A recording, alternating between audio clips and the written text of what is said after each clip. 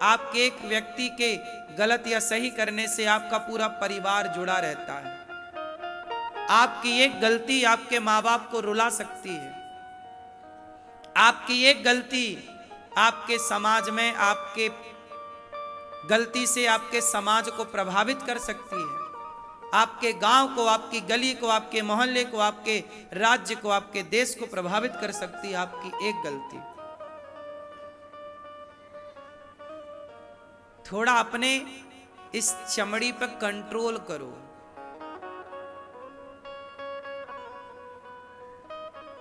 आजाद मत छोड़ो इससे, वरना देखना खून के आंसू रुलाएंगी तुम्हें ये तुम्हारी इच्छाएं।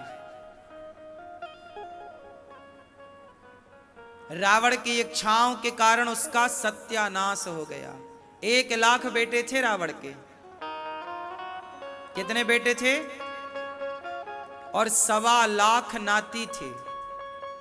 सोने की लंका का राजा था, पर उसके चंचल मन ने, उसकी अनियंत्रित इंद्रियों ने, उसकी काम वासना ने लंका में उसके 1,00,000 बेटों का सर्वनाश कर दिया कि नहीं? गलती रावण ने की और भोगा किसने? उसके 1,00,000 बेटों ने और 1,25,00,000 नाती ने। गलती किसकी थी? क्या गलती 1,25,00,000 लोगों की थी? क्या गलती 1,00,000 लोगों की थी? उत्तर दो। गलती सिर्फ एक रावण की थी, लेकिन दंड किसे मिला? रावण के पूरे परिवार को, पूरे वंश को।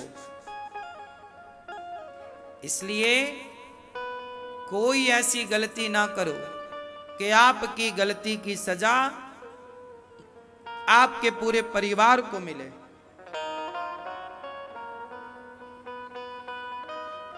बिना विचारे जो करें सो पाछे पछताएं, और काम बिगाड़ें आपनो जग में होत हंसाएं। कोई भी काम करो 100 बार सोचो और 100 बार लोगों से सलाह लो, और उस सलाह में आपके अपनों की सलाह होनी चाहिए। कुछ सलाह गैरों की तो कुछ ज्यादा सलाह अपनों की। कोई भी काम तुरंत ना करो कि मन में आया कर दिया, नहीं। पहले उसको डिस्कस करो अपनी माँ के साथ, पिता के साथ, भाई के साथ, दोस्तों के साथ। जब सबकी सहमति एक सी नजर आए तो वो काम करना चाहिए।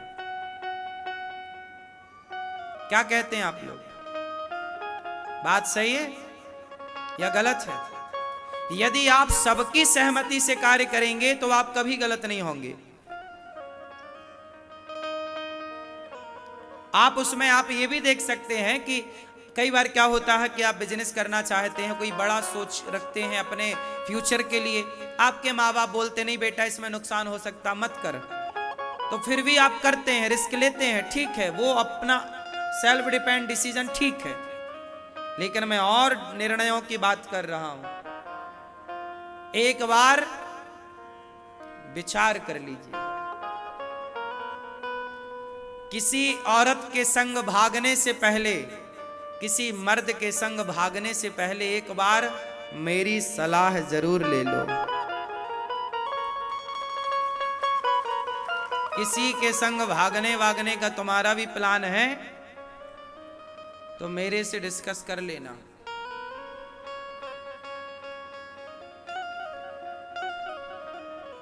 क्यों? है कोई प्लान आपका?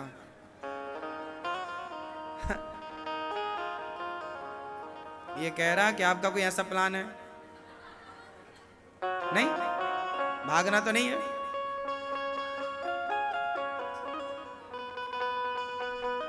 सही। अच्छा ये बताओ, दर्पण क्या है? सबसे बड़ा आईना आप किसे मानते हैं? आप बताओ, सबसे बड़ा आईना, दर्पण, मिरर क्या है?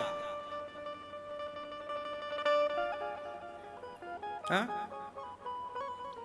हम सबका सबसे बड़ा आईना क्या है? दर्पण क्या है? हम सबका सबसे बड़ा आईना आप बताओ।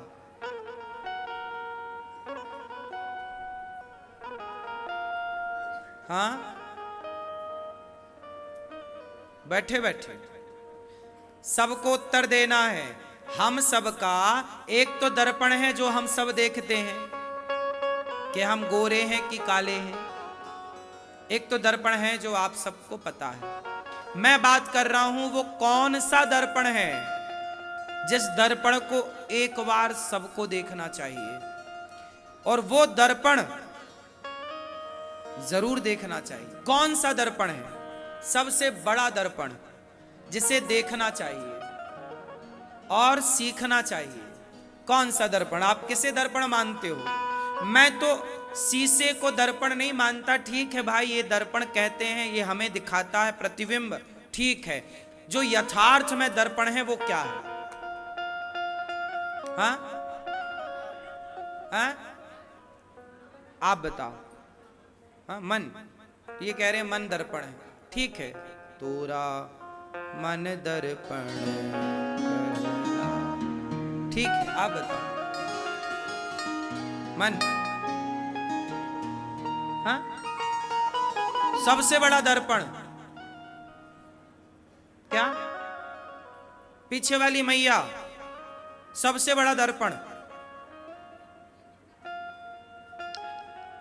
यही आपको याद होना चाहिए। यदि ये बातें याद कर लोगे तो कभी फिसलोगे नहीं। सुनो, अब सबसे बड़ा दर्पण होता है इतिहास। सबसे बड़ा दर्पण होता है इतिहास में जो घटनाएं घटी। महाराणा प्रताप की चरित्र को देख लो, शिवाजी के, झांसी की रानी के, तुलसीदास जी के, सूरदास जी के, मीरा के, सबके चरित्र को, द्रौपदी के, दुर्योधन के, अर्जुन के, राम के, रावण के, कंस के, कृष्ण के, सबके चरित्र को देख लो। और ये इतिहास खड़ा है तुम्हारे सामने, दर्पण बन करके देखो। दुर्योधन ने गलत किया था तो क्या हुआ, देख लो दर्पण में, पूरा तुम्हारे को हिस्ट्री नजर आएगी। ये दर्पण तो तुम्हें दिखा सकता है, पर इतिहास ऐसा दर्पण है जो तुम्हारे 100 साल बाद को भी दिखा सकता है। हाँ या ना? इसलिए मेरे दोस्तों, मेरी मां, मेरी बहनों, इतिहास पढ़ना सीखिए और पढ़ो ना, उससे सीखो कि महाराणा प्रताप ने कहां गलती की, क्यों हल्दी घाटी से उन्हें कहां जाना पड़ा, पृथ्वीराज चौहान ने क्या गलती की, वो गलती ना करते। अब हम में वो समय है, कहीं हम भी वही गलती तो नहीं कर रहे हैं? जो गलती रावण ने किया उसका सर्वनाश हुआ, कहीं हम भी तो वही। अब जैसे तुम्हारा पड़ोसी है, वो पराई औरत के चक्कर में फंसा है, तो क्या उसे नहीं देखना चाहिए इतिहास में उठा के रावण को कि देख भाई, रावण जैसे लोग पराई औरत के चक्कर में सर्वनाश उनका हो गया, तो तेरा क्या होगा रे कालिया। अब इतिहास तो सब दर्पण बन के तुम्हारे सामने खड़ा, पर तुम ना देखो तो तुम अंधे हो। फिर धृतराष्ट्र कौन है? धृतराष्ट्र वो है जो इतिहास से कुछ सीखना नहीं चाहते। बोलो हाँ या ना? तो कितने लोग मेरी बात से सहमत हैं कि इतिहास ही हम सबका सबसे बड़ा दर्पण है? और जो इतिहास के दर्पण को नहीं देखता वो कौन है? बोलो, अंधा है। कौन है वो? अंधा है, धृतराष्ट्र है।